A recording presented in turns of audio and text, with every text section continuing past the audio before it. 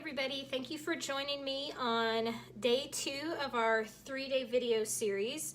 So in the first video we talked about brush strokes. In this video we're going to talk a little bit more about some different backgrounds that you can do with our flat wash brush and just some basic techniques that you can apply to doing some different backgrounds that I'm going to show you, making sure that you have enough paint in your brush to get the look that you want to in your backgrounds. So a lot of people struggle with maybe their backgrounds being streaky and just not getting that finish that they want. So I'm going to show you how to do that. And then I'm also going to show you a little bit about shading. So I've kind of just painted on a quick little mason jar so I can show you how we can use these colors to kind of fill in and shade our mason jar to give it more depth instead of just being one note. So that's kind of what we're going to go over today, in addition to talking to you guys a little bit more about the online community that we have inside the Social Easel Online Paint Studio. So we're going to start up here, and this is going to be more of our blending background. So I'm going to write these in for you. So this is blending. This is going to be more of our abstract. You can use this, I use this a lot for skies. And then this is going to be our circular kind of radiating background, if I can type or write. There we go. You guys get the idea. So we're going to start with blending. Blending, you can use this for very smooth, peaceful skies. This is what I use when I'm doing water. So whether you're doing ocean or a lake, this is just a nice blending technique for that. So we're going to start with some ocean breeze, and I'm going to pick up some of my cobalt blue, and we're just going to start going back and forth. So can you see how these are my ocean colors. I love these two colors together. You can just bounce back and forth between your two colors. I picked up a little bit more of my dark.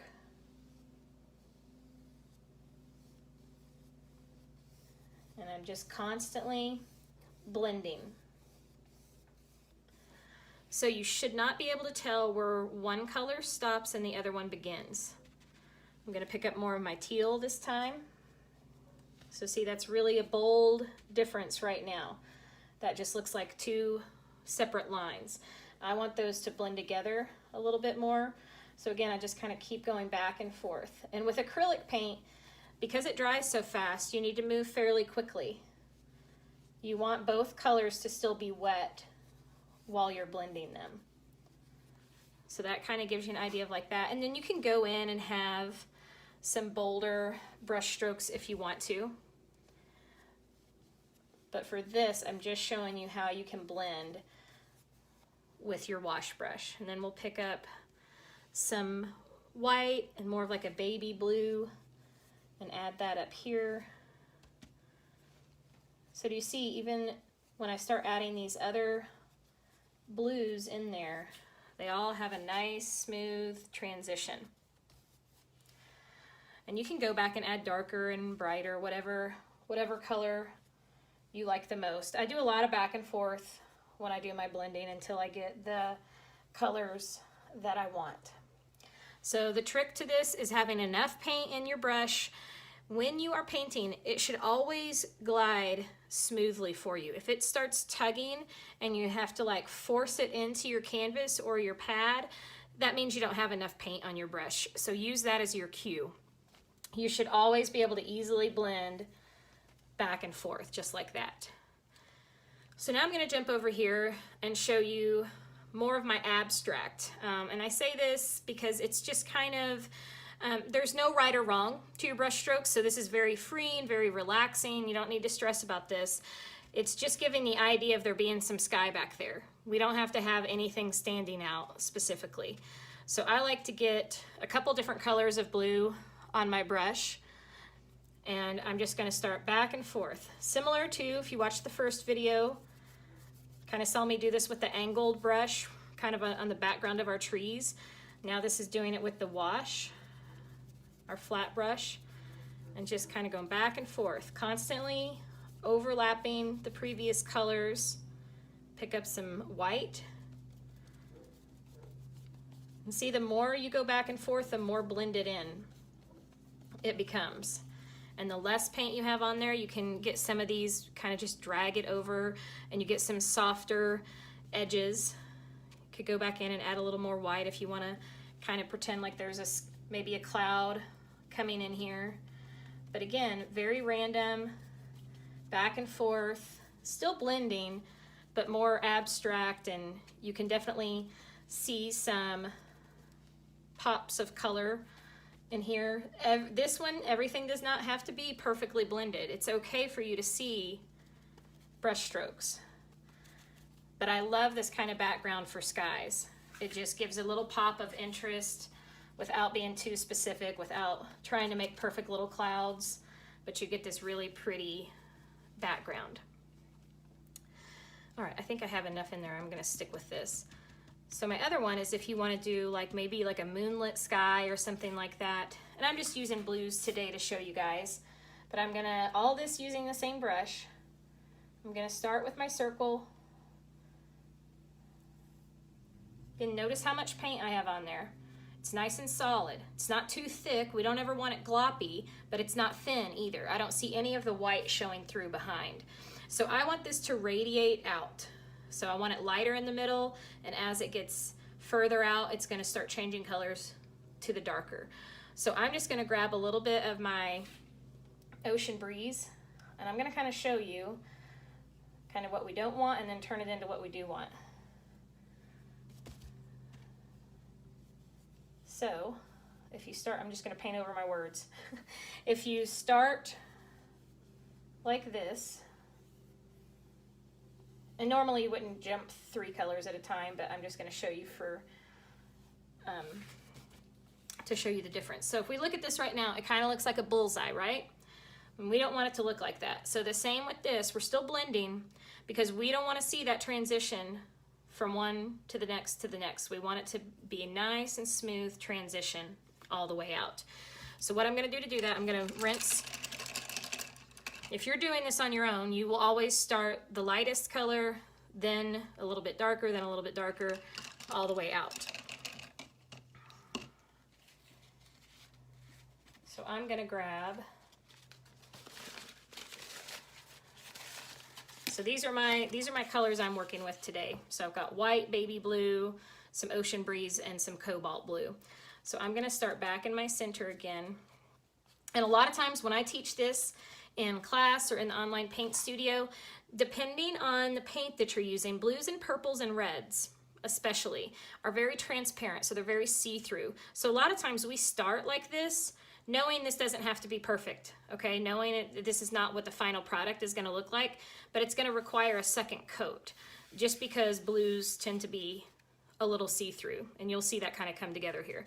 So I'm gonna start back in the center, maybe a little bit more white, still in this, constantly staying in this circular motion.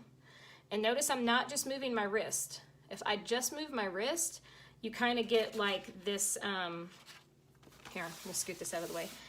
If I just move my wrist instead of my arm, it becomes more of an oval or an egg shape because you're limiting your motion, versus if you use your arm, you're going around in big circles. So hopefully that makes sense to you. So we've got some of that. I'm gonna start coming around with some more of my baby blue color, and I'm just gonna go ahead and fill that back in. Maybe come back with a little bit more white. So again, just kind of blending. This is not one of those like first time you put the brush down, it's just gonna magically turn perfect. You have to work it a little bit. And I like there to be some lighter colors on the outside with the darker. So I'm gonna pick up a little bit more of my blue. Now I'm gonna pick up a little bit more of my teal. So you guys see how it's getting that nice transition all the way out there.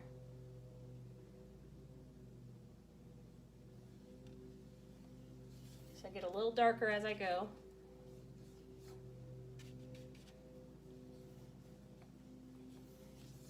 And then I want to start bringing in my blue. So the trick in between these is where the two colors meet. You want to get a little bit of both of those colors on your brush at the same time. That way you get that nice smooth transition. And again, it's okay for there to be some, you know, these brush strokes that overlap. It doesn't have to be that kind of perfect as far as blended. I like more of like Van Gogh style of painting where I can see some brush strokes in my work. And then there's some people who really like it perfectly blended. That is preference. But what I want you to notice is that it's a constant transition. It doesn't look like a bullseye any longer. And if I wanted to, I could come back with some of these lighter colors and even streak some of those out in my blue. So you can really play with this. This is a really fun exercise to practice with. And just picking what colors maybe you want to do that with. I do a lot with purples and blues in my skies. So those are 3 different backgrounds that I use in a lot of my paintings. And then we're going to switch over here to our mason jar. And I'm just going to start filling this in first. While I'm filling that in, I'll just tell you guys a little bit about our, I'm going to use a little flat here. So this is just a smaller version of what we were using. So inside Christy's Inner Tribe is where you get to take what you're learning so far and basically just take it up to the next level. So if you are having fun learning the techniques and you know you want to learn more and you'd love to be a part of a community with other women just like you, learning the same things that you are, then that's what Christy's Inner Tribe is all about. So inside my membership, you get 3 new paintings per month with me, and then the final week of the month we have a guest speaker or a guest artist. So those are women teaching you anything from hand lettering to door hangers to a fun craft. And then we have business coaches who come in who, depending on where you're at, may help you figure out how to start selling your art online, or what you need to do to start your own business, or maybe you want to start paint parties. So we have something for every level of artist, and it's just a fun community, a great group of women to be a part of that you're going to feel connected to. We call ourselves Tribe Sisters, and it truly is just an amazing sisterhood of women in there. Continual support. You're not doing this alone. We have over 500 women in the group, and every time you post or share something, you're just going to get encouraged and lifted up, and it's just an amazing place to be. And I love the women in this group so much for what they do for each other, especially in addition to learning how to paint. So obviously that's the reason most people join, and then they end up just falling in love with the community, and it's just a great thing to be a part of. So in addition to the monthly content that we talked about, the 3 paintings per month and the guest artist or speaker, you also get access to our brand new website, which I'm so excited about. We've built it through Kajabi, and that's just a place where people host their memberships, and it's absolutely beautiful and easy to follow and understand. And we have over 65 tutorials stored in our membership hub, plus 16 technique videos, live Q&As, templates, all kinds of stuff, everything you need to learn how to paint. And you're going to have access to all of that immediately. So the membership is almost 2 years old right now. So you have almost 2 years worth of content that you're going to get access to right away as soon as you become a Tribe Sister. So I just wanted to give you a little kind of overview of what that is. People ask me all the time in the free group, what's the difference of the inner tribe versus just learning from me on the Social Easel page, and that's what it is. So it's paintings from start to finish. If you like my style of art and you want to learn how to paint those paintings just like I do, that's what the group is for, and it's also our amazing community of women. So I'm excited for you guys to keep on learning. I hope these techniques are helping you, so just keep practicing. The more you practice, the better you're going to get. And most of all, just have fun. Relax and have fun and enjoy this and enjoy the learning process. Enjoy working through your mistakes and just have fun being creative.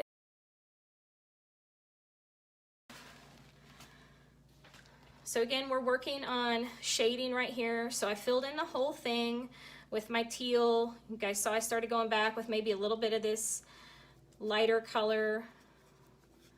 And we want this to kind of look like it has, it's glass, so it's got a little bit of reflection. And we want our darker color kind of around the edge.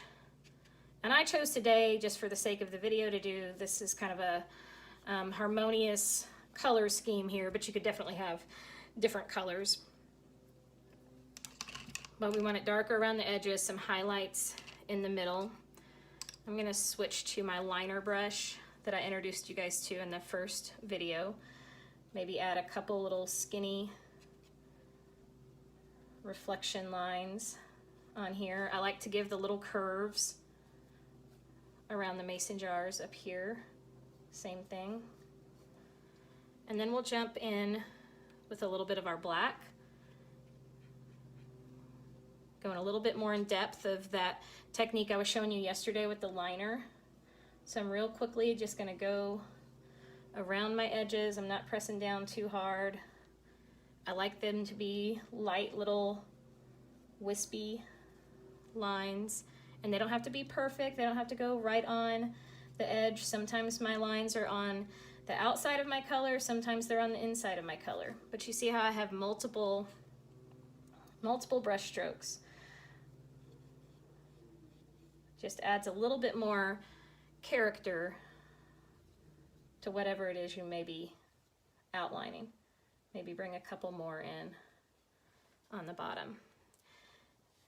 We've got our little parenthesis shape up here. Maybe add a line coming in that way, one coming in this way, so we can screw our little lid on there. And then just for the fun of it, we'll just go ahead and add some lettering here in the middle of it. So you can use your skinny liner brush for lettering as well. And again, all this just takes practice, just learning about the pressure of your brush. And that's not exactly what it looks like, but you guys get the general idea there. So I hope you enjoyed learning a little bit more today, some advanced techniques with your brush strokes, a little bit more about color mixing, so playing with those colors together. We've mixed these colors together. Color mixing is a really fun thing. You don't always have to use exactly what's out of the jar. So if we mix these two paints together, you get a whole new color of blue. So just learning to get comfortable with your paint and not feeling limited on just what colors you have, or if you don't have the exact color that I may say in a video, that you can make your own. And now we've got this new pretty shade of blue here that was not on our original palette. So just learning to kind of play with those, and it's really fun just to see what you come up with.